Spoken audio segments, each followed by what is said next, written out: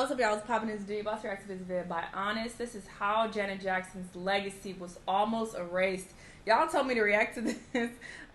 This is concerning when she did the Super Bowl with Justin Timberlake. Everybody was mad at her instead of being mad at him when it appeared that he was the one who exposed the nip. But they were upset with her. It was her fault because it was her nipple that was out. Not that he exposed her nipple, but because it was her nipple. And because she was the black one. Anyway, let's see what they got to say, though. Let's watch. Janet Jackson is a solidified legend in the music industry. If her ascension from the most prestigious family in pop music history didn't tell you, her track record certainly will. But everything wasn't always so opulent or even successful within her career. Ms. Jackson went from unsuccessful beginnings to groundbreaking pop icon, Look at having everything she worked for stripped from her, and her legacy almost entirely erased because of something as simple as a nipple, which later turned out to be even more complex. And it's time we talk about it. I don't know. Janet was by no means just getting by on her last name and had a lot to prove with not only her brother being Michael Jackson, but being a part of one of the most talented families to touch the industry, the Jackson family. Starting in 1982, Janet kicked off her music career and released 2 unsuccessful albums, one self-titled and her sophomore album Dream Street in 1984, which was described as bland dance music with no distinctive personality traits incorporated into the music. With 1986's Control, which is often referred to as the clear landmark in her career, she transformed into a pop icon seemingly in the blink of an eye, teaming up with famed producers Jimmy Jam and Terry Lewis to not only create a new sound, but music history. The album was a personal album reflecting her life at the time. The album seen all of its singles go on to reach the top 5, and the album itself went on to sell over 10 million copies, and is regarded as a blueprint for artists such as Britney Spears, Rihanna, and many more to come after her. She had affirmed her dominance with this album. In years to follow, Janet would continue her reign and release highly praised and now classic albums that continued to break down barriers. She was also regarded as an important force for speaking out on social issues. More so, she established herself as a symbol, fashion icon, and had impeccable dance skills that would be used for a lifetime. The albums continued to sell tens of millions of copies, and with her 1993 release, Janet, in which she dropped her last name as a statement for people discrediting her hard work and success, she signed the biggest contract in music history during that time.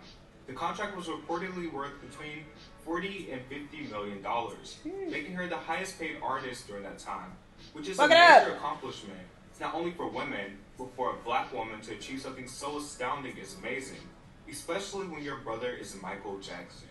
She just kept carving out a name for herself and breaking barriers. With Janet the album, it saw Janet's official push to the global stage and her official settling as a sex symbol. She continued to talk about important topics such as safe sex and women's sexuality. The album also spawned 6 top 10 hits, but the greatness didn't stop there. With the release of 1997's Velvet Rope, which is regarded as another milestone in her career, she signed a new contract with Virgin Records worth $80 million, which was the largest recording contract in history at that time. Which goes on to show, Janet was truly a woman in control. He was in a horror had a movie. Pretty perfect reign. After 2001's All For You and attaining so much success and having a pretty much spotless legacy that was revered, it seemed only right that Ms. Jackson took the stage to perform at the 2004 Super Bowl halftime show. And it's safe to say, things didn't turn out the way they were supposed to. And the aftermath saw Janet, a woman who had been so unapologetic about sex, femininity, and women being expressive with their sexuality, while maintaining her class, being cornered and pressured to apologizing for the accidental exposure of her nipple. And this incident will be regarded as Nipplegate. During the show, she brought up Justin Timberlake, and even with this segment of the show being Justin Timberlake's song and action, Janet still somehow ended up receiving all of the blame. In a statement released by Janet's publicist, they reveal what was actually supposed to happen. Justin was supposed to pull away the rubber bustier to reveal a red lace bra. The garment collapsed and her breast was accidentally revealed. After the event, Timberlake told a publication, "Hey man, we love giving you all something to talk about." Meanwhile, Jackson was forced to release a written statement and a video apology and went on a press tour for years being apologetic about the incident. Wow. Jackson then released her 8th studio album, The Meet a Joe. Well, it was her worst-selling album ever on a commercial level during that time. She was blacklisted by Clear Channel Communications, which at the time owned MTV and radio as well. Oh. She had relatively no way to promote her music anymore. It also stopped further projects. She was supposed to star in a movie produced by ABC but was fired. Janet was also not allowed to attend the Grammy Awards, while Timberlake was not only allowed to attend, he was asked to perform. Not only was he milking the press from Nipplegate, he was milking his high-profile breakup with Britney Spears. Justin's career completely launched through the controversy. He was even solidifying his pop icon status during that time. Wow. Justin gave a half-hearted apology 2 years later during the release of his second album, Future's Love Sounds. How convenient is that? He went on to say, "In my honest opinion now, I could have handled it better. I'm part of a community that consider themselves artists, and if there was something I could have done in her defense, that was more than I realized I would have." But the other half of me was like, wow, we still haven't found the weapons of mass destruction and everybody cares about this. I probably got 10% of the blame, and that says something about society.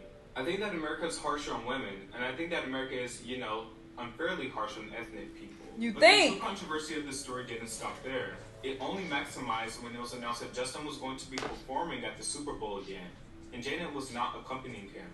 People were outraged that he had practically no blame in the matter, and it went on to even put a damper on his career after the controversial release of Man of the Woods, a lackluster halftime show, and a go against Prince's Sacred Wishes. It seemed as Timberlake himself was having his very own Nipplegate moment, while of course not as severe, seeing that his career wasn't essentially destroyed. However, it did place more controversy around him. To this day, Justin is still being called out and pushed to give Janet an apology, with Bette Midler earlier this week tweeting, "Justin Timberlake publicly apologized to his wife for holding hands with another actress after having too much to drink. But nothing else happened. Who cares? He held another woman's hand. BFD. So when is Janet Jackson's boo going to get an apology? Hashtag justice for Janet." It's also been highly requested to allow Janet to perform at the Super Bowl again. But so far, the signs point to nothing happening. It's also worth noting that after this incident, Janet's career never quite recovered commercially, and her songs haven't topped the charts since. Justin isn't the only man who should give Janet an apology, though. It was later revealed that a head figure at CBS that goes by the name of Les Moonves allegedly wanted to destroy Janet's career after the halftime show, but was quite persistent with his demands. He allegedly went on to let Justin off the hook because he seemed more apologetic than Janet. Moonves allegedly ordered Viacom properties, VH1 and MTV, and all Viacom-owned radio stations to stop playing Janet's songs and music videos. Moonves was angered again by Jackson's 2011 book, True You, A Journey to Finding and Loving Yourself, published by Simon & Schuster, which was owned by CBS. Ironically, the man who was so furious over Nipple was accused of sexual misconduct in 2018. Surprise! From CBS. Who was also caught paying off an actress and has an extensive history of abuse of power being highlighted. Although Janet is now a celebrated music icon, even going on to receive the Billboard Icon Award in 2018, and having a few tributes dedicated to her, it wasn't always that easy. I can't help but to think, with her separating herself from her family name and being outright just who she is, if Nipplegate would have never happened, would she have been one of the few living legends to have a spotless legacy? Albeit, retrospectively speaking, it wasn't something that was bad, but it did cause damage to her career. But nonetheless, the grace she showed in the following years after the incident truly helped showcase her unbreakable spirit. She's undoubtedly one of the most influential artists alive today, and deserves her flowers and much more while she's still here. Right. Bitch ass. I knew I never liked him. Wow, Justin, I knew I didn't fuck with him. He ain't never been shit, ain't never gonna be shit.